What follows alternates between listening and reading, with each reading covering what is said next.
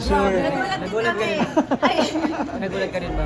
Nagulat kami. Dating Santina at dating child star. Naalala ko yung breast Pero how was sa it? 9501, ganun kaligid. Ngayon ka lang mabigyan. How was it? How was it? Kung baga, paano yung naging process ng pagtanggap mo ng medyo mature role sa Sinjan mo na? Yung gaya po yung sabi ko kanina doon, yung sa press con kanina, na yung kaba kasi hindi ko alam kung paano ko tatanggapin ng mga tao na gumagawa na ako ng ganung role. Pero at the same time, parang masasarili ko na, okay, ang dami nung mas maganda na challenge ako. So, mas maganda rin yung naibibigay ko. Dahil yun naman yung gusto ko pag na-challenge ako, mas napupush ako na gawin ng mas maganda yung ginagawa ko. At yun, siguro sa mga nagsasabi na baka mukha daw akong bata na tignan eh. Kasi yun Ako na ba ngayon? Hindi naman nalala Oh? yun. kasi yun naman talaga yung storya po eh. Kasi coming of age talaga siya na papakita yung complexity ng kung paano na in love ang isang 23-year-old sa isang 30-year-old. Of course, andun yung alalay kasi syempre first time ni si Jan. And nandun naman kami ni Direk Dolly as professionals. So, nabantayan naman yung eksena tsaka everything was very professional. Marunong siyang humalik sa amin, pero mahusay ba? Nako, panoorin niyo sa episode. Episode. How do you prepare for that? Nag-usap ba kayo itong gagawin? Nag-toothbrush ba? Nag-mouthwash? So, alam ko rin idagdag. Gusto kong i-comment si Ate Jane dahil dun sa ginawa niya na pagsuporta sa akin dun sa mga eksenang gano'n. Dahil alam niya rin na hindi madali yun na gawin. Kaya yung pag-uusap, importante yung pag-uusap na yung limitations sa bagay. Kasi masyadong sensitive na gano'n rin. Hindi siya nagkulang yun. Tapos pa nagtatanong ko na, okay lang ba ito? Okay lang ba ito? Ganyan. Sobrang lang po. Hindi ko na-feel na yung kaba ko mas more on sa akin, hindi sa kanya na baka hindi niya magustuhan. Mas sa akin talaga na. Hindi magustuhan. Ano masasabi mo doon? Baka daw hindi magustuhan. Nagustuhan ba ni Jay? Kasi makikita mo kami sa eksena talaga. Kaya sobrang importante yung connection ka. Hindi, tsaka ang ganda rin kasi yung sa kwento, kaya nangyari yun. Kaya parang yung dapat magawa natin ito ng tama. Pero Jay, nakaranas ka na rin ng grief, yung loss, gaya ng character mo. So, isa na. Hindi kasing bigat siguro yung pinagdadaanan ni Luna kasi syempre he lost ang love of her life eh, fiancé niya na yun eh. So, hindi pa naman to that extent. Pero syempre, yung pain, yung mga heartbreaks and mga ganon, nakapagdaanan ko rin. In one word, how do you describe that scene in one word? That kissing scene. Pasabog. Si Jan. Dapat ano mo yun, kandihan mo yun ha. Jane, wala ako nasabi after ng eksena. Jane, si Jan na gusto ko lang makuha ang reaction niya. Kasi nagsasabi na mas may kilig daw kayo ang dalawa kumpara kay RK at saka kay Jane. Anong masasabi mo doon? Grabe ah. Parang kasama naman ako yun. Trivia. Siyempre, respeto pa rin kay RK dahil in real life partner niya si Pero masaya naman sa part na at least nakita ng tao si Sol at si Luna. So siguro ganun sila ka napapanood nila yung characters na ma-merge na nila yung real life sa real life. Kasi yung Luna, kumbaga, buwan, malamig, cool. Yung Sol, araw, mainit. Yes. Mainit ka ba talaga? Oo. Personality mo yung sa character mo, yung ano, sa movie. O kasi Sol, araw, buwan. Mainit syempre ang araw. gusto ko pong abangan yung gaano kainit si Sol.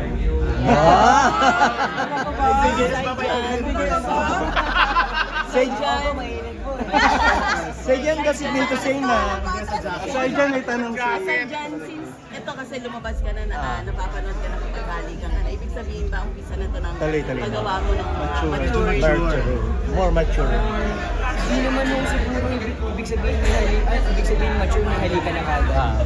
Siguro po mas makakaganap rin ako ng hindi na yung sa usual day na ginagawa na nakikita niyo rin na masyadong like Mas ano na siguro, mas more on ganito na love story or mas mature na yung role ako. Pero hindi ibig sabihin naman na nakipaghalikan na ready na kagad ako sa mga ganun. Pero yun, sobrang thankful po ako dahil yun nga, nabigyan ako ng ganitong opportunity na ipakita yung ganung side. Jane, how would you rate Sarjan as a kisser? Grabe naman yun, may rating. O 1 to 10, pabigyan mo na. Describe mo na lang. In one word. Episode niya. Describe mo na lang. Describe na lang in one word. How would you rate him as a kisser? Kunyari, Medyo mahaba-haba kasi yung araw na yun eh. So, ang daming intake. Oh, yes. Sanay ba? Opo, ang dami. Kasi, dahil sa kwento, kaya nga sabi ko, abangan nyo muna yung episode. Kasi after nun, mas may explain ko rin kung bakit yung mga inuulit na part. Pero kailangan mo bang humingi ng hindi permission or parang courtesy kay RK because di ba? Or may nag-usap ko, okay lang ba? Parang ganyan. Sasagutin ko kasi syempre part 2 ng trabaho natin. And yun nga, parang professional din naman kami. So kung ano yung kailangan sa work, sa character, sa kwento, syempre yun ang work namin. So kayong dalawa pinag-usapan niyo kung paano niyo Aatakin. gagawin yun, no? Opo. Sobrang importante po, sabi ko niya, sobrang importante po ng komunikasyon kasi sobrang sensitive po ng gagawin namin. And ando rin naman po si Direk Dali dahil tinulungan niya kami na anong limitations niyo, ganyan. 13 po. 13 episodes. Yes. Wow. Si Jan, mention kayo ni Derek na ikaw talaga yung isip niya when she was writing the script. Your reaction to that. Ikaw talaga yung role for that. Your reaction. Siyempre po parang nakakataba rin ng puso dahil parang sinusulat pa rin ng director, ikaw na agad yung nakikita. And sabi ko rin po kay Direk Dali na wala akong nakikitang rason at wala akong nakitang rason para tanggihan yung in-offer niya sa akin na material. Kaya nung pinitch niya sa akin yun, itong si Solat si Luna, sabi ko game talaga. Kahit walang palabok pa, sabi ko game na. When you portray roles, anong klaseng actor ka? Method ka ba? Or when you come on set, naka-ready ka na? Or paano ka nag-prepare? Depende ho dun sa bigat ng hihingi ng script. Kasi kung, for example po dito sa Solat Luna, mas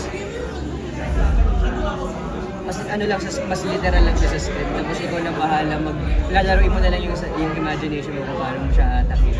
Pero syempre as an actor, as a professional, dapat kahit anong role yan, dapat ready ka. Kahit maliit man yan o malaki, kung ano ibigay sa'yo, tanggapin mo. Or hindi ka namimili ng... Hindi naman. Kasi usually pag nasa sa Star Magic, sinasabi nila, ito bagay sa'yo, tawag mo daw, may ganun ba? Wala naman po. Yun din po yung gusto kong mangyari sa akin na gusto kong mag-explore ng iba't ibang roles. Dahil yung bang flexibility mo as an actor. Matest din sa sarili ko. Kaya ko pala siya gawin. Or dun sa natapos mong movie na Gurion, napakahulsa mo naman doon. Ngayahanda na rin yung promo. Yes po. Pero di ko lang po sure kung pwede na po akong magsalita about doon kasi wala pa pong direct promo or anything, trailer. Napanood na ba ni RK yung Trailer. teaser? Anong sabi niya? Delight niya naman. Hindi naman siya Hindi, nag-react. sabi niya maganda. Kasi maganda, nakaka-proud din naman talaga siya. Pag pinapanood ko rin parang, ay part ako noon kasi ang ganda lahat. Ang ganda ng trailer, ang ganda ng song, ang ganda ng kulay, ang ganda ng excited ako dun sa mga characters. Yun. Sa Jan, anong na-feel mo nung nakita mo yung teaser? Lalo na yung kissing scene niya. Nung una ko po kasi pinanood, parang kinindisyon ko muna yung sarili ko na panoorin siya as a viewer's perspective. Kasi pag pinanood ko na siya as, ako parang naghahanap ako ng mali. Parang sobra ko rin i-critic yung sarili ko. So pinanood ko siya as a viewer's perspective. Tapos sobrang natuwa dun sa storya nilang dalawa na wala hanggang matapos, simula hanggang matapos yung trailer, wala nakangiti lang ako dahil sobrang natutuwa dun sa story at the same time nakaka-proud din dahil ang ganda talaga nung nagawa namin. O bilang sa'yo dyan, nung napanood mo na. Ay, yun po, sorry, hindi ko lang naklaro na yun. Nung bilang Zijan, proud ako na nakita ko yun. Opo, kasi ang ganda nga po talaga nung nagawa namin. Si Jane. Anong feeling na hindi ka iniwan ng fans mo, ng fanbase mo, sa team mo ngayon? From teen to mature. Kasama mo pa sa birth. Oh, syempre sobrang malaking pasasalamat kasi ako as a Zijan hindi naman ako yung ma-post or tawag dito yung sa hindi ako masyadong social media lalo na sa mga fans, pero pag nakita ko yung mga comments and yung suporta nila sa akin, pasalamat lang po talaga. So ikaw, reaction mo dun sa trailer, Jane? Especially that scene. Kabuuan ng trailer, talagang overall, sobra akong masaya. Buong trailer talaga, as in, nung napanood ko siya, as in, nung kungyari sa simula pa lang na part kasi ng trailer, di ba, may part na hinahanap pa niya ako. Nung una ko siyang pinanood, hindi ko siya napanood na parang ako yung artista. Parang pinanood ko siya na, ay, ang cute, ganun. Pinapanood ko siya yung kwento niya, yung nung lumabas yung Pure Gold na sign, yung nakangiti na ako kasi inaabangan ko ano ba yung tinitignan niya, yung gano'n. So, ayun, nakaka-proud again na part ako kasi ang ganda na itong series na ito. At si Jan, last na, anong feeling na ikaw na yung parang next na gino-groom ng ABS-CBN sa generation nyo na magiging Next big prime star. actor? Prime leading man. Parang ang hirap sagutin na, ang hirap i-claim na ako yung parang nagginugong nila ng parang big star. Parang sa akin naman ho, gusto ko lang ho yung ginagawa ko. Na wala ho sa utak ko na gusto kong maging ganito, leading man or maging big star. Mas doon lang ako sa craft ko, mas gusto ko lang siya hasain lalo. Doon sa paggawa-gawa ng mga ganitong role. And yun po, masaya ako dahil nabibigyan ako ng oportunidad na gawin yun.